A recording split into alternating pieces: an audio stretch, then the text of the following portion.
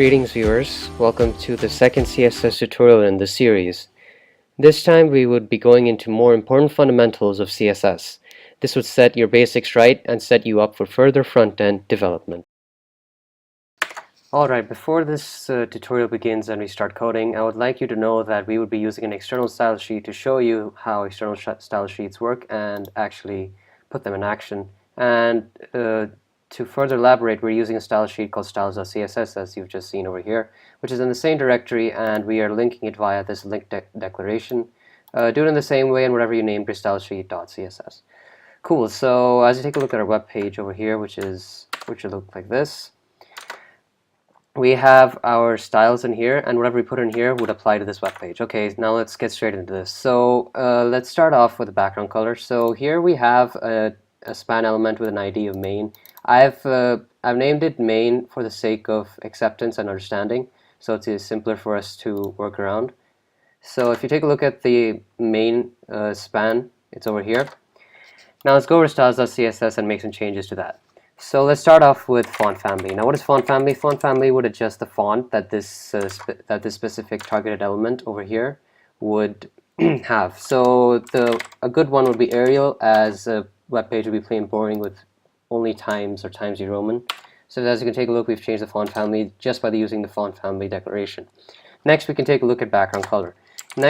So the background color would, as it would be self-explanatory, it would change the background of the text. So if you go over there, as you can see, it's black. Now, since the text color is black in itself, you can't really see the text. So therefore, in order to fix that, we can just do color white. So as you can see, we have a background color of black and a color of white. So now let's move on to something called padding and margin. Let's move on to these two important attributes which would really help you to get your CSS essentials and fundamentals right. So what is padding? So in theory, padding is the internal spacing between the text or the content and the outside or the edge of the entire element. Let's put that theory into practice, why don't we? So in order to do that, just type in padding, and what do you want the internal spacing to be in pixels? So let's type in, let's say, 10 pixels, all right? Let's see what that looks like. Okay, cool. So you see what that did there? So that created an internal spacing of 10 pixels, and that is what the term padding means. It means nothing but internal spacing.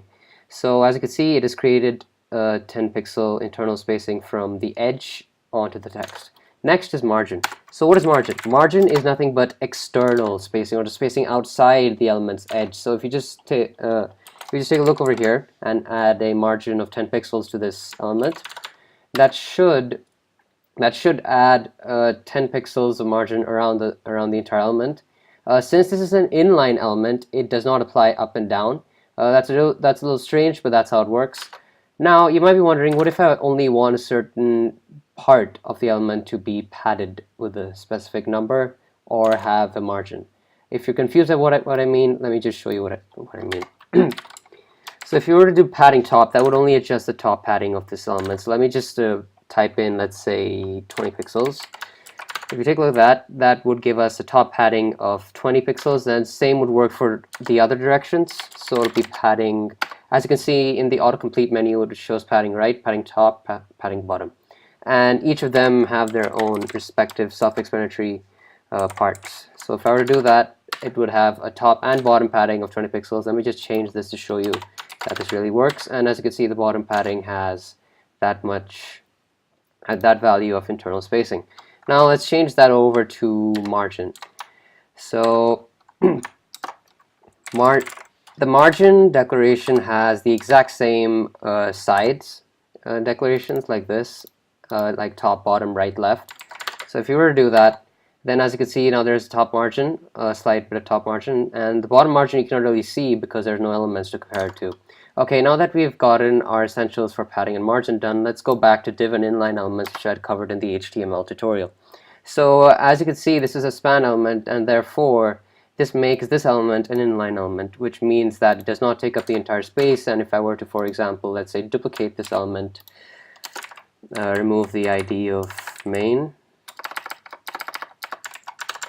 it would all come on the same line, right? But now what if you want this element to be a block element? Now you might be thinking that all we could do is just turn this into a div element. Well, yes, you can certainly do that, but the point of this in CSS is that you can change that. The property that adjusts what type of element it is called display. So from now on, the terminology which I used earlier was actually only a way to make it easier for you to understand. It's actually called display. So if I were to go over here and change this to, let's say, block, this would change the type of element from an inline element to a block element. Well, let's see if that works. Certainly does. Now, as you can recall from my HTML tutorial, block elements will take up the entire space, and using the background color property, that would be showcased beautifully. Alright, so now as you've understood that, let's add some padding to just see what this looks like. Let's add a padding of 10 pixels only, and as you can see, it added internal spacing all around the text content, which is actually the entire line, which is why this black box extends all the way to the end. Cool. Now, there's also another specific type of display. It's called inline block, which actually has shared properties. So if you were to go and check that out, okay, right now we haven't added a padding, so it really would not make that much of a difference. Let's add a padding of 10 pixels. So as you can see now, let me try and remove the inline block part and just leave it an inline. Let's see if that makes any difference. As you can see, it just squeezes itself onto one line, and therefore it looks quite ugly, which is why inline block is very flexible and has the properties of both block elements and inline elements, which you could use later on. Okay, now we can take a look at text align, which is a very short property which I will explain. And this text align property would be written as so, text align, and it would be these. The following values are shown in the autocomplete menu: center, left, justify, right, and you can choose either of them to experiment upon. But I'll just show you how to do text align center. Now you need to note that text align center only works for display block elements. Now do note that there's not only inline and block elements. There's so many other types which I have not covered in this tutorial. As you can see, you can check them out on the internet, as I'm not going to be covering everything in CSS because that is crazy. Okay, let me just change that to display block. Let's change the text align to center and see what that looks like. So that would be, so as you can see, now text alignment has been changed to center. Let me just remove this line and see what change that makes. It just sets it back to left. So let me just undo that, and as you can see, it has given us a text align of center. Now, suppose we have a paragraph. Let's just generate a paragraph real quick. Let it have a ton of gibberish, which doesn't really make sense at this point, but assume that it does on your website. This is just for the sake of speed. So let me just copy this over and over, and let me just go over to the website and see what that looks like. Okay, that takes up a lot of space, which is a little annoying. So in order to get rid of that and actually add some barriers, we can use our knowledge about margins and padding to solve this. Okay, so now let's actually migrate this ID of main to this. So what I basically mean is just remove it from this element and add it over here. Nope, I did not. I did not copy that. So let me just make that ID equals main. Cool. So now it has all the properties of ID equals main. Now let's just do one thing, and let's see what happens when you try and add let's remove the padding. Let's remove display block, and let's go back to see what that looks like. Okay, doesn't make that great of a difference. Let us add a margin of, let's think of a number, 40 pixels. Okay, okay, for some reason it's stretching all the way till the end. I don't know what kind of glitch that is, but this is what you would be seeing on your web page ideally. So it would make it much neater, it would add external spacing, and this is how many different websites would have their paragraph shown. It would have some neat spacing between them to showcase a paragraph. Now let's add some padding to make it look even better. So let's add a padding of 20 pixels and see what that looks like. Okay, that looks like that. Cool. So now that you've understood that, let's move on to the background image property for your web page, and then we'll be done with this tutorial. Okay, so in order to adjust the background color of the page, we need to go into and select the body. So the body tag is being targeted at this very point, as you've learned from the previous tutorial. Now, if you want, let's say, a background, let's take a look at this one. Okay, cool. This is from our HTML tutorial series, but let's use this background as for our web page. So how do you do that? Well, that's background image URL, and with the URL, you're going to need to put these braces as well, and you need quotes. You got to do this exactly as I am, otherwise you're not going to get the desired result. So then you put your image URL inside here. Now, since back.jpg is inside the exact same folder, as I'm working right now, I can directly put back.jpg. And if everything works out just fine, that should fix everything. And as you can see, it has completely taken over the page with a background of whatever back.jpg was. Now this doesn't seem to look right at all. Let's try and change the color of all the text over here so we can see them. So how do you do that? Well, we're adjusting the body over here. So we can change the color of the entire body through this. Let's do that. Okay, cool. Now we can at least read stuff. Now the background doesn't seem to be at the right size, so let's just check out the different background size properties. Now there's okay, didn't spell that correctly. Cool. So background size, you can give a background size of contain or cover. Now let's just see what each does. So okay, contain doesn't seem to be doing any. Oh, didn't even type it in. My mistake.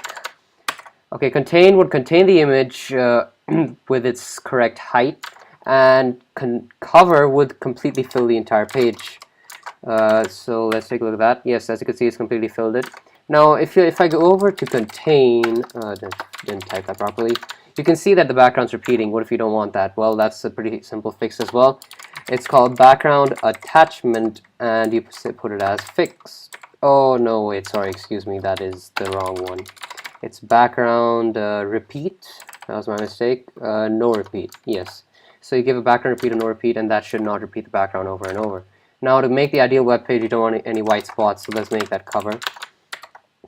Cool. Now suppose there's a lot of content down over here. One moment. Let's just create that using the break tag. Yeah, ignore the last part. That is not needed. One moment. Let me just copy this over and over, and copy this over and over, just to extend the content down. So the thing is, background. So the background image, not background image. Sorry. The background size cover would take up the entire length, which would enlarge the image as more content is added. Therefore, to fix that, I believe you're supposed to do 100%. And what is left next is background position fixed. Now, what this does is it'll fix the background and it won't change as you scroll up and down. So let me just go all the way up and just reload the page. And as you go down, oh, doesn't seem to have worked the way I had intended. It's on position, my mistake. It's background attachment. Geez, I'm making so many mistakes right now. I do apologize for that. Now, as you can see, it looks like a real neat web page, and this is how you get a proper background which would aesthetically please the eye to any viewers who visit your page. Okay, thank you very much for taking your time out and going through these CSS tutorials. It'll help you greatly. All the fundamentals that have been covered in this part, as well as the previous ones. Check them out in the description, and see you later. Hope you guys found this series useful. Good luck in web development and stay curious.